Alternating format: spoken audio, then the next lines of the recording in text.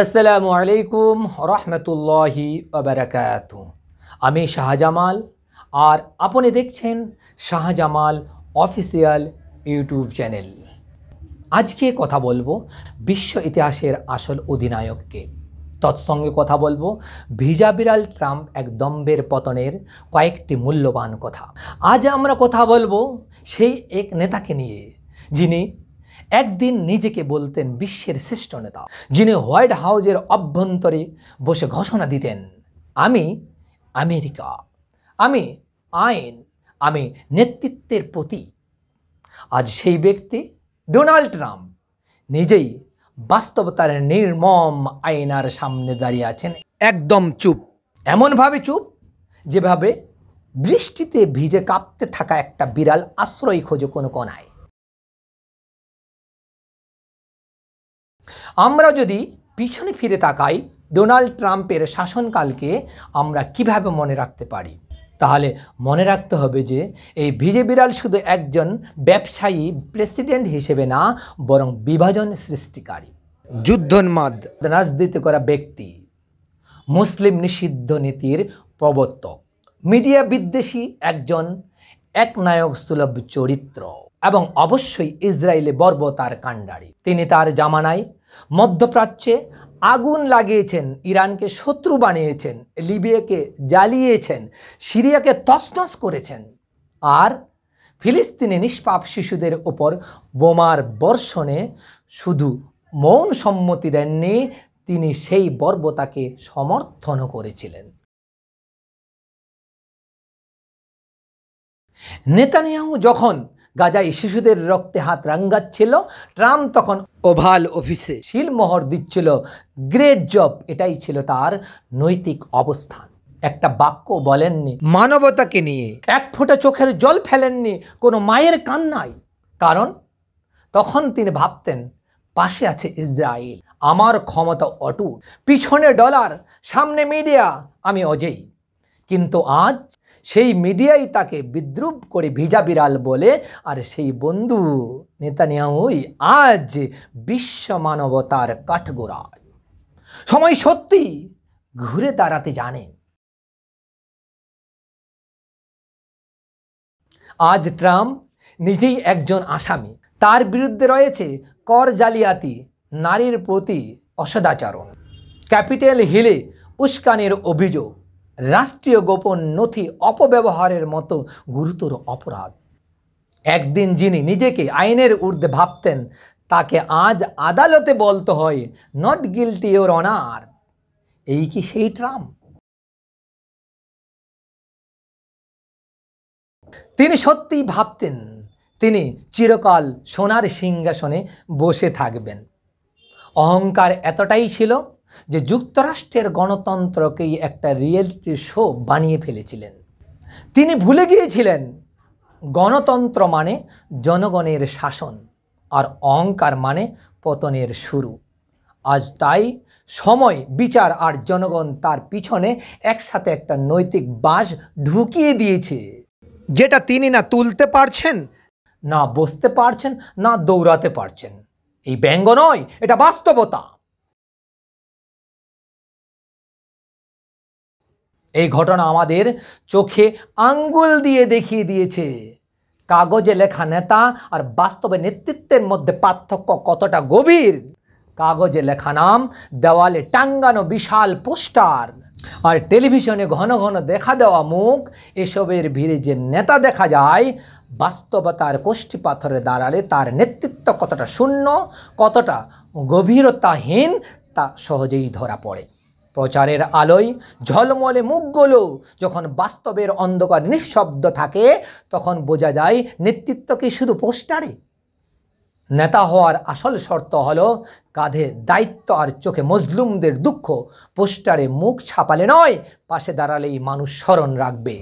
যারা মনে করেন নেতৃত্ব মানে শুধু প্রচার আর প্রাচীর ভরা ছবি, তারা ভুলে যান মানুষের মনে জায়গা নিতে হলে বিপদে আপদে পাশে দাঁড়াতে হয়। প্রকৃত নেতৃত্ব কেবল প্রচারে নয়, মানুষের হৃদয়ে এবং কর্মে প্রকাশ পায়। বা বলতে পারি, নেতৃত্ব মানে শুধু গলা চড়ানো নয়, নেতৃত্ব মানে দায়িত্ব নেওয়া, ন্যায়ের পক্ষে দাঁড়ানো আর মানবতার জন্য কাঁদতে পারা। যিনি শিশুদের মৃত্যুকে রাজনৈতিক সফলতা মনে করেন, তিনি কোনোদিনও নেতা হতে পারেন না। তিনি কেবল এক রাজনৈতিক ব্যর্থতার প্রতীক হতে পারেন। আজ ট্রাম্পের পরিচয় কি? বিশ্বনেতা, সুপার পাওয়ার, আইন প্রণেতা? না, আজ তার পরিচয় একজন আসামি, একজন ব্যর্থতা, একজন অহংকারের শিকার।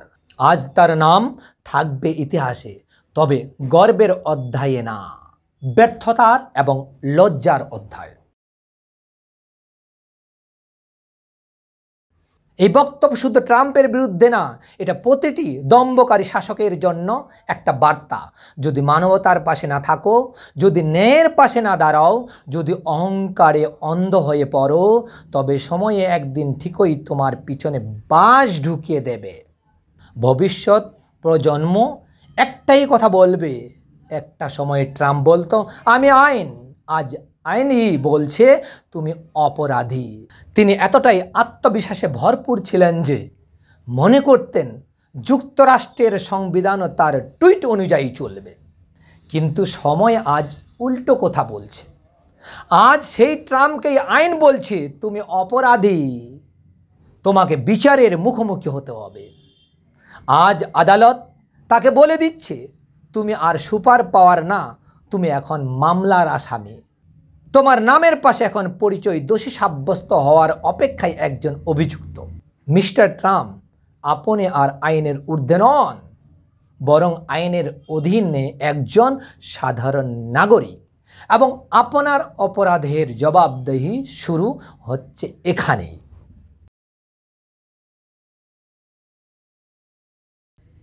শুধু সুপার পাওয়ার নয়, আয়াতুল্লাহ আলী খামেনি আজকের বিশ্ব ইতিহাসের আসল অধিনায়ক। যখন তথাকথিত সুপার পাওয়ার দেশগুলো অন্যায়ের সঙ্গে হাত মিলিয়ে মানবতাকে ধ্বংস করে নিজেদের শ্রেষ্ঠতা প্রমাণে ব্যস্ত, তখন ইরানের 86 বছর বয়সী এক বৃদ্ধ নেতা আয়াতুল্লাহ আলী খামেনি নিজেকে প্রমাণ করেছেন নৈতিক শক্তি, সাহস ও আদর্শের একমাত্র প্রতীক হিসেবে। বিশ্ব আজ দেখছে কে সত্যিকারের নেতার মতো মানুষের পাশে দাঁড়ায়, কে যুদ্ধের বিপক্ষে দাঁড়িয়ে শান্তির বার্তা দেয়, কে অর্থবলের নয় ঈমান ও ন্যায়ের শক্তিতে নেতৃত্ব দেয়।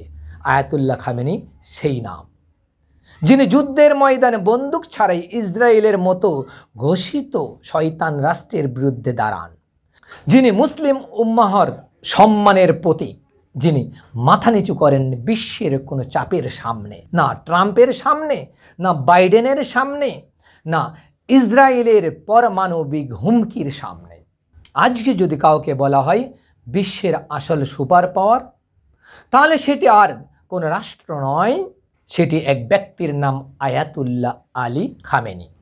পুষ্পা না, আমেরিকা না, রাশিয়া না, আজকের ইন্টারন্যাশনাল পাওয়ার হলেন খামেনি সাহেব, যিনি সত্য, ঈমান ও মানবতার এক জ্বলন্ত আলোকবর্তিকা। যে ডোনাল্ড ট্রাম্প আজ আদালতের কাঠগড়ায়, যে নেতানিয়াহু আজ বিশ্ব জনতার ধিক্কারে জর্জরিত, তাদের সামনে দাঁড়িয়ে আয়াতুল্লাহ খামেনি প্রমাণ করেছেন নেতৃত্ব বন্দুক দিয়ে নয়, আদর্শ দিয়ে হয়। নেতৃত্ব পেট্রোডলার দিয়ে নয়, জনগণের বিশ্বাস দিয়ে হয়। আয়াতুল্লাহ খামেনি আজকের সময়ের এক জীবন্ত কিংবদন্তি, যার নাম শুনলেই কাঁপে জালিমদের হৃদয় আর জেগে ওঠে নিপীড়িতদের আশা। আমার এই কয়েকটি কথার শেষে এতটুকু বলে রাখতে চাই যে যদি কেউ ডোনাল্ড ট্রাম্প বা নেতানিয়াহুর মতো দম্ভচ্যুত জালেম শাসকের পথে হাঁটে, তবে তার পতন অনিবার্য এবং তা খুব দ্রুতই ঘটবে। ইতিহাস সাক্ষ্যে ঘৃণা, বিভাজন আর জাতপাতের ভিত্তিতে কোনো দেশ কখনো টিকে থাকতে পারে না। আজকের দিনে প্রয়োজন মানুষ হয়ে মানুষের পাশে দাঁড়ানো। জাত ধর্ম নয়, মানবিকতাই হোক নেতৃত্বের মূল ভিত্তি। যদি কেউ এই সত্য বুঝতে ব্যর্থ হয়, তবে জেনে রাখো এমন বিদ্বেষপ্রবণ শাসকের দেশ পরিচালনার সময়সীমা খুবই সীমিত। পতন শুধু অবসম্ভাবী নয়, বরং তা সময়ের অপেক্ষা মাত্র। আমার উক্ত কথাগুলো 100% গ্রহণযোগ্য মনে হলে ভিডিওটি লাইক করে, সাবস্ক্রাইব করে এবং শেয়ার করে প্রত্যেকটি পরিবার ও বন্ধু বান্ধবদের মধ্যে ছড়িয়ে দিন। এতে সত্যের প্রচার হবে এবং আপনার জন্য সদকায়ে জারিয়া হবে। তাহলে ভালো থাকুন, সুস্থ থাকুন, এই কামনা করি। আসসালামু আলাইকুম ওয়া রাহমাতুল্লাহি ওয়া বারাকাতুহু।